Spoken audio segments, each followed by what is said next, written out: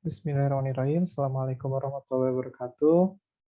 Perkenalkan, saya Glenn. Di sini saya akan coba membahas terkait ujian untuk mata kuliah akuntansi keuangan lanjutan. Di sini akan ada dua kasus terkait akuisisi dan konsolidasi. Yang pertama kita akan bahas terkait transaksi akuisisi pada mata kuliah akuntansi keuangan lanjutan untuk transaksi bargain purchase. Nah, Nah, di sini Bower Company itu membeli perusahaan Luck Corporation. Nah, dengan seharga pertama yang kita harus catat adalah 625.000 dolar US dollar untuk kasnya. Lalu juga keluar juga uang kas sebesar 5.000 untuk proses akuisisi. Maka nanti jurnal yang akan keluar adalah terkait transaksi kas ini, juga terkait ini, yaitu terkait merger expand. Nah, dalam pembahasannya agar lebih komprehensif, mari kita lihat pembahasannya sudah saya siapkan. Nah, langkah pertama adalah kita dapat menentukan fair value ya, aset dan menghitung goodwill, kita harus tahu rumus untuk menghitung fair value dari net asset. Rumusnya adalah fair value aset dikurangi liability. Jadi artinya adalah nilai yang digunakan, yaitu nilai yang ini, fair value ini. Dari si perusahaan Luck Corporation. Ini adalah laporan keuangan dari Luck Corporation. Nah, tadi kan untuk menghitung fair value net asset,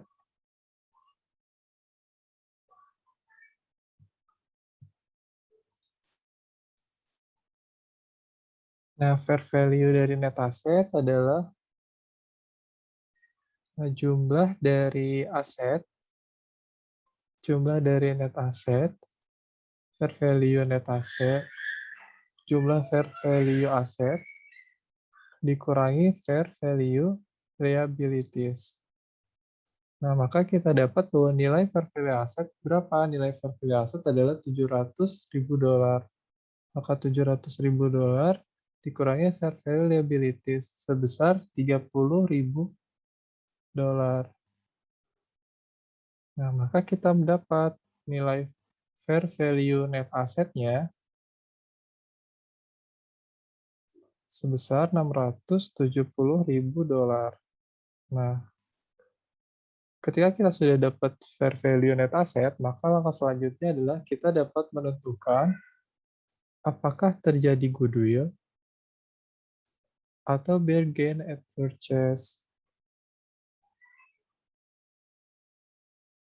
atau kelebihan pendapatan atas likuidasi ataupun akuisisi. Nah, bagaimana cara menentukan apakah itu goodwill atau bargain purchase? Kita lihat jika misalnya nilai yang dibayarkan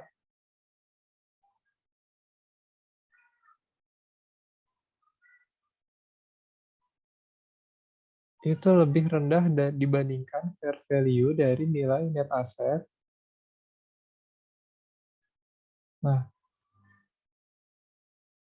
maka itu masuk ke dalam bargain purchase. Nah, ini ketentuan pertama. Ketentuan kedua adalah jika nilai yang dibayarkan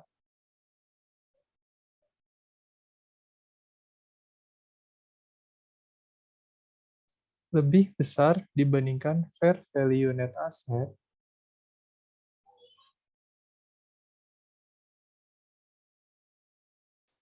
maka ini masuknya adalah goodwill. Nah, perlakuan untuk bargain purchase dan goodwill itu berbeda. Bargain purchase ini saldo normalnya itu di sisi kredit. Goodwill ini saldo normalnya di sisi debit. Nah, sekarang kita lihat yang dibayarkannya berapa. Yang dibayarkannya price paid-nya itu 625.000 dolar. Nah, tadi fair value-nya Fair value net asetnya sebesar $670.000. Nah, seperti yang kita tahu bahwa ternyata yang dibayarkan ini lebih kecil dibandingkan dengan fair value atau harga wajarnya. Jadi dia dihargai lebih rendah, maka sudah pasti tentunya ini akan menjadi bargain purchase.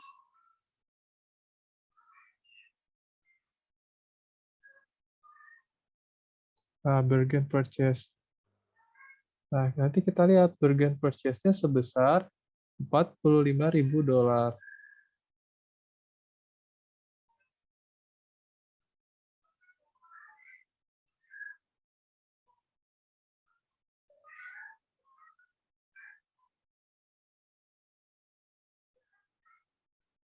Nah, lalu eh, kita mencatat jurnalnya seperti apa? Nah, di sini akan ada penjelasannya.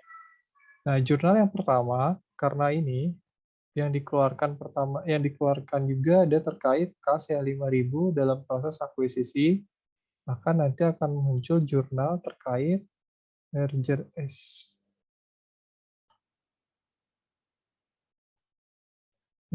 expense pada cash senilai 5.000. Nah, itu jurnal pertama yang harus kita catat. Nah, lalu jurnal kedua adalah terkait proses akuisisi itu sendiri. Nah, ini jurnal keduanya. Kita catat semua nilai fair value dari aset yang ada pada si Lark Corporation ini. Artinya yang akan kita catat adalah yang ini, yang saya tandain ini. Nah, kan kenapa yang kita catat adalah fair value-nya, bukan book value-nya. Nah, karena di sini kan Bower Company ini mengakuisisi Lark. Nah, jadi yang dia nilai adalah fair value-nya. Jadi yang diakui dalam catatan Bower, jadi si Bower Company ini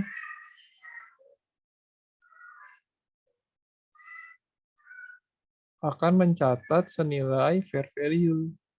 Jadi cash dan receivable itu 50.000 dan seterusnya. Nah, di sini contohnya. Cash dan receivable 50.000, inventory 150, building net karena dia sudah dikurangi dengan depresiasi. Nah, lalu ada paten 200.000. Nah, selanjutnya juga kita juga mencatat terkait liabilitasnya atau terkait kewajibannya. Di sini ada akun payable senilai 30.000. Nah, tadi kan dia ngeluarin cash sebesar 625.000. Nah, kita catat di sini. Nah, tadi kan kita dapat gain atau bargain at purchase, maka di sini ditulisnya adalah gain on acquisition sebesar 45.000 yang ini.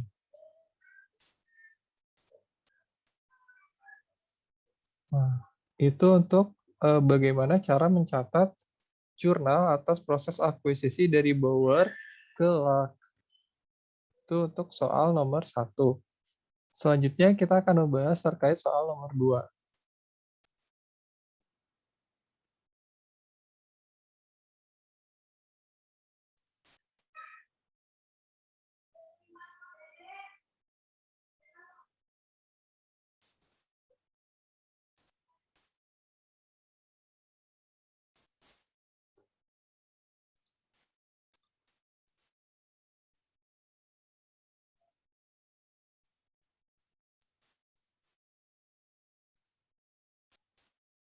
Nah, ini untuk soal nomor 2.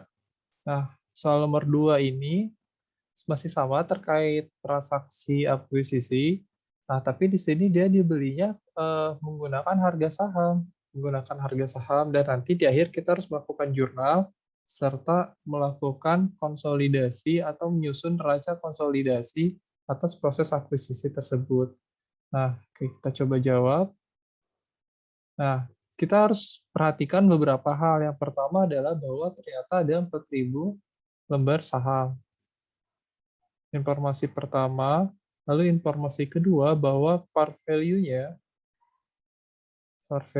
itu sebesar $20. Nah, yang ketiga, harga pasarnya harga pasarnya itu didapat dari informasi yang ada di bawah sini. Ini nggak ke bawah ya. Nah ini.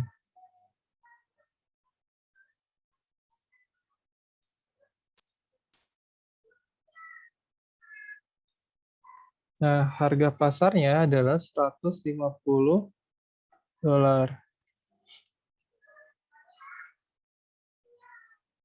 Nah, di sini kan ada selisih. Keempat, selisih antara harga fair value dengan harga pasar sebesar 30 dolar. Nah, keempat informasi ini adalah informasi pembantu yang mesti di awal kita ketahui atau kita cari. Nah, dari sini kita bisa mulai menentukan nilai dari investasi pada Stafford Industry. Nah, nilainya adalah 4.000 lembar saham tadi dikali 150. Nah, nilainya dari harga pasar. Coba kita lihat sudah ada hitungannya. Maka didapat 600.000 dolar. Nah, ini informasi pertama. Nah, lalu kedua, kita akan menentukan nilai common stock. Nilai common stock. CS. Nah, nilai common stock ini cari dari nilai saham yang beredar dikali par value, itu 20. Jadi nilainya adalah 80.000 dolar. Nah, lalu kita juga harus tahu nih, ada istilah yang namanya paid in capital. Additional atau tambahan modal di store. Nah, tambahan modal di store ini tadi selisih dari antara harga pasar dengan nilai per value, yaitu 4.000 dikali 30 dolar. Nilainya adalah 120.000. Nah, maka dari sini, dari A, B, C ini kita dapat menyusun jurnal terkait akuisisi investasinya dulu. Nah, kita tulis di sini debitnya investasi Stafford atau nilai investasinya sebesar 600.000, terus kreditnya adalah common stock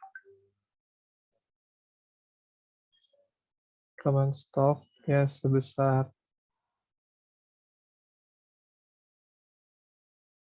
80.000.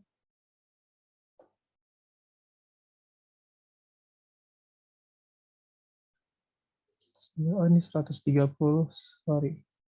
130. Nah, ini selesai 130, mohon maaf ya. Bukan 30, jadi ini 520.000. Nah, lalu di sini ada additional paid in capitalnya 520.000. Nah, jadi nilainya sama ya 600.000.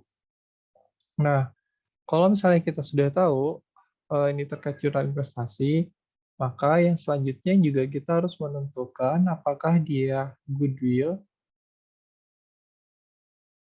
atau bargain, atau dia gain gitu ya. Nah, caranya sama kayak tadi, kita tentukan dulu fair value dari net asset. Nah, di sini sama juga yang akan kita gunakan adalah nilai ini, nilai fair value dari yang ini. Nah, di sini kan total asetnya adalah 630, terus di sini 165 ya. 145 ya, 100. Jadi 630.000 dikurangi 155.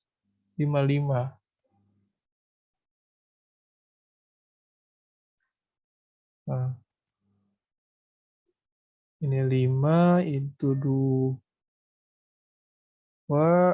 Kita lihat aja di sini deh. Nah, di sini nilainya 475. 7.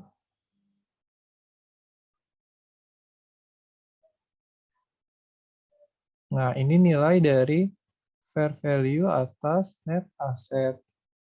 Nah, karena kita sudah tahu nilai fair value atas net asset, kita catat di sini. Price paid-nya itu adalah nilai dari tadi investasi yang dilakukan pada Stafford Industry atau pada proses akuisisi ini dia ngeluarin saham berapa? Tadi kan udah tahu ya 600.000.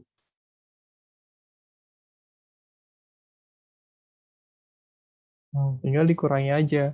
Nah, 600.000. Nah, di sini kita lihat bahwa ternyata yang dibayarkan itu lebih tinggi dibandingkan nilai wajarnya. Berarti di sini ada goodwill. Ada goodwill.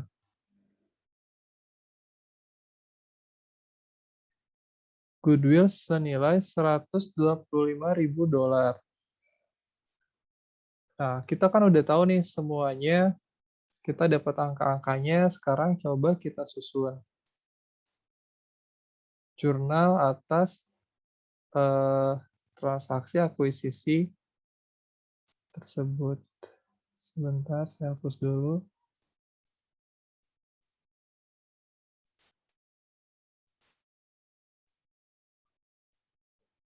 Nah, jurnalnya sebetulnya bisa kita dilihat di sini. Nah, cash yang digunakan adalah nilai fair value yang ini. Cash 30.000, account receivable 60.000, inventory. Nah, yang jadi catatan di sini adalah bahwa terkait bond diskon. Kang, kok muncul bond diskon? Kenapa ini bonds payable yang dimasukinnya adalah yang 150? Nah, yang menjadi catatan adalah terkait hal ini. Bonds payable. Kalau misalnya kita lihat di sini nilai akun payable sama ya, yang mengalami penurunan adalah nilai bonds payable, BP. Nah, berdasarkan book value-nya itu 150.000, tapi ternyata harga wajarnya itu cuma 145.000. Nah, artinya di sini ada penurunan sebesar 5.000. Nah, maka 5.000 ini itu dianggap sebagai diskon bond payable. Nah, kalau misalnya memang mau dicatat, nanti dicatat nilai bond payable-nya 145.000, maka diskon ini nanti tidak perlu dimunculkan dalam debit. Ini kredit. Tadi kan debitnya diskon. Diskon bond payable senilai 5.000. Nah, ini tidak perlu dimunculkan. Kalau misalnya yang dicatat ada 145.000, tapi kalau misalnya yang dicatat adalah 150, maka bonds payable perlu dicatat karena nilai yang diakui adalah nilai yang 145.000. Nah, maka untuk menyeimbangkan selisih 5.000 ini perlu dicatat di kolom di sisi debit. Maka di sini muncul diskon payable. Nah, selanjutnya kan tadi kita sudah mencatat bahwa ternyata ada goodwill 125.000 atas transaksi yang bersangkutan. Nah, di sini accounts payable dicatat di kreditnya, accounts payable sama bonds payable-nya yang dicatat adalah 150. Karena tadi bond diskonnya kita munculkan, maka yang dicatatnya ada 150. Kecuali kalau misalnya bond diskon yang kita akui 145, maka ini juga harus dihapus. Yang ini bonds diskonnya harus dihapus sehingga sesuai. Lalu ada common stock 80.000. 80.000 dari mana? Dari tadi saham yang beredar 4.000 dikali jumlah par value-nya 2.000. Nah, ini juga didapat dari sini. Additional paid in capital. Di sini sudah ada penjelasannya agar memudahkan bahwa ini pengalinya 130 kali 4.000, 130 dari mana? Nah, dari sini 150 dikurangi 20. Itu untuk cara pencatatan jurnalnya. Nah, selanjutnya, Kang, gimana cara membuat neraca kombinasi atas proses akuisisi ini? Nah, pertama, yang harus kita tahu juga ini dalam sisi pandangan si Rembrandt Manufacturing, yang perlu dicatat adalah nilai book value-nya. Jadi kita pindahkan semuanya nilai yang ini ke komposisi book value yang ini. Nilainya akan sama 770. Nah, tapi untuk yang Stafford ini agak berbeda.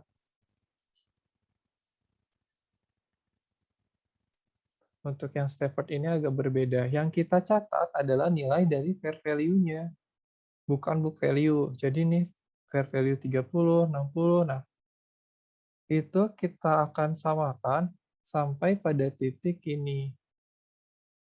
Nah, sampai pada titik ini.